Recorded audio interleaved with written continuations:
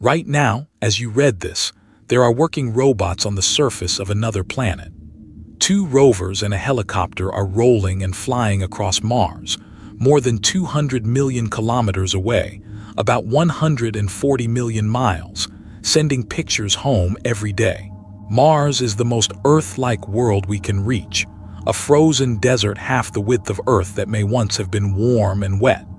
We cannot yet send people across the months of empty space, so for nearly 30 years we have sent machines to drive its surface in our place, our eyes and hands on another planet. Mars was not silent before the rovers. In 1976, 2 Viking landers touched down and sent back the first color photographs from the surface, a red rock desert under a pink sky. But they could not move. They could only watch one spot. On the 4th of July 1997, NASA's Sojourner rolled onto Mars, the first rover on another planet. It was the size of a microwave oven, weighed about 11 kilograms, some 24 pounds, and it changed everything. Sojourner did not land gently.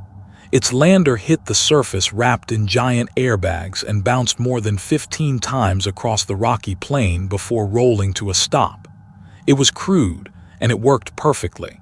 In January 2004, 2 larger rovers arrived weeks apart on opposite sides of Mars, Spirit and Opportunity. Each was the size of a golf cart and built for a 90-day mission. Engineers quietly hoped they might survive a few months in the brutal cold and dust. Opportunity did not last 90 days. It kept going for nearly 15 years and drove more than 45 kilometers, over 28 miles, the longest distance ever traveled by a vehicle on another world. Opportunity found what scientists had hoped for: tiny gray spheres they nicknamed blueberries, made of hematite and layered rocks that could only have formed in standing water. Mars, long ago, had been wet. Spirit drove for 6 years until its wheels became trapped in soft Martian soil. Unable to angle its solar panels toward the weak winter sun, it fell silent in 2010. Its twin kept rolling alone. Mars is swept by dust storms that can grow to swallow the entire planet. In 2018, one such storm coated Opportunity's solar panels in darkness, and after 14 years, the little rover finally went quiet. In August 2012, a far bigger machine arrived. Curiosity is the size of a small car, weighs 900 kilograms, about 2,000 pounds, and runs on nuclear power, never needing the sun. Curiosity was far too heavy for airbags. Instead, a rocket-powered sky crane lowered it on cables, firing thrusters as it descended through the thin air, then cut the cords and flew away to crash a safe distance off. The whole landing took 7 minutes, and because radio takes minutes to cross space, Earth would not know if it worked until long after it was already over. Curiosity landed in Gale Crater, beside a mountain of layered rock 3.5 miles high, called Mount Sharp. Each layer is a page of Martian history, and the rover has been slowly climbing and reading them ever since. The rocks told a clear story. Gale Crater once held a lake of liquid water that lasted for millions of years. Curiosity even found the chemical building blocks of life, the organic molecules that life on Earth is made from. Curiosity found something stranger still. The thin Martian air carries faint, shifting puffs of methane, a gas that on Earth is mostly made by living things. No one yet knows whether Mars makes it through rock chemistry or something more. From orbit and from the ground, we have watched dark streaks appear on warm Martian slopes in summer and fade again in winter. They may be nothing but dry, trickling sand, or they may be the briny ghost of water that still seeps there today. To read the rock, Curiosity drills into it, grinding a small hole and feeding the powder to laboratories inside its own body. It is a complete chemistry lab on wheels, analyzing Mars from the inside. Curiosity also carries an instrument to measure radiation, the invisible threat to any future astronaut. What it found is sobering. The journey to Mars and back would expose a crew to a serious dose, a problem still unsolved.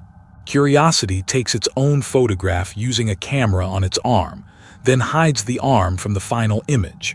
The result is a self-portrait of a robot, alone, standing on the floor of a Martian crater.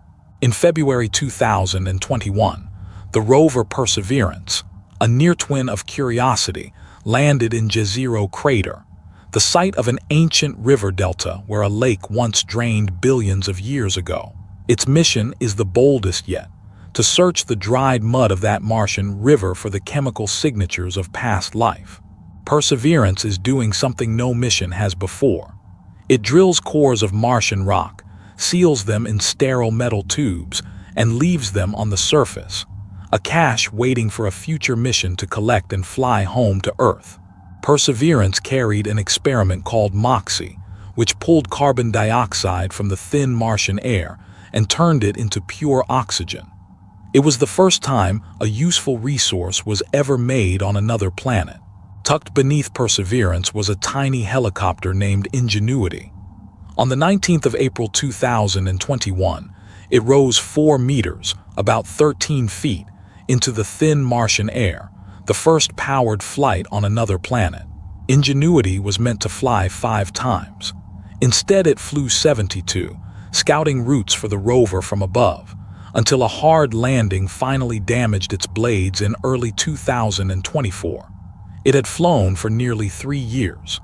Perseverance carries microphones, and for the first time in history we can actually hear another planet. The thin air carries a low moaning Martian wind, the soft whir of the distant helicopter, and the sharp tick, tick, tick of the rover's own laser zapping rock to read its chemistry. Mars turns our experience inside out. Its daytime sky is a dusty butterscotch pink, but as the small sun sets, fine dust scatters the light so that the glow around it turns a soft, cold blue. Mars has 2 tiny lopsided moons, Phobos and Deimos, far too small to be round. The rovers have looked up and filmed Phobos sliding across the face of the sun, a ragged, partial eclipse seen from the floor of another planet. The years take their toll. Curiosity's 6 aluminum wheels, each the width of a dinner plate, are now punched through with holes and tears from a decade of sharp Martian rock. Engineers ration its driving to keep it rolling. When Opportunity fell silent in the Great Storm, its final transmission was a reading of fading power and darkening sky. Engineers translated it, unofficially, into 7 quiet words. "My battery is low, and it is getting dark." No one steers these rovers in real time. A radio command takes up to 20 minutes to reach Mars, so the rovers must think for themselves, picking their own path around boulders and craters, meter by careful meter. Every track on Mars is drawn by thousands of hands on Earth. Each day, teams of engineers and scientists plan the next few meters, write the commands, and live on Martian time, their working day sliding 40 minutes later to match the longer Martian day. Together, these machines have rewritten Mars. We now know it once had rivers, lakes, and perhaps seas, a thicker atmosphere and conditions where life, if it ever began, could have survived. The red desert was once blue. Scattered on the floor of Jezero Crater today sit sealed tubes of Martian rock, the most valuable cargo in the solar system. If we can bring them home, they may answer the oldest question of all. Were we ever alone? Every rover is a scout for the explorers who may follow. The wheel tracks they leave across the red dust are the first roads on Mars, drawn for a day when the footprints beside them will be human. So the next time you find Mars in the night sky, a steady red point that does not twinkle among the stars, remember this. We are already there. Our machines are awake on its cold surface right now, climbing its mountains and watching the small sun rise over the rim of another world.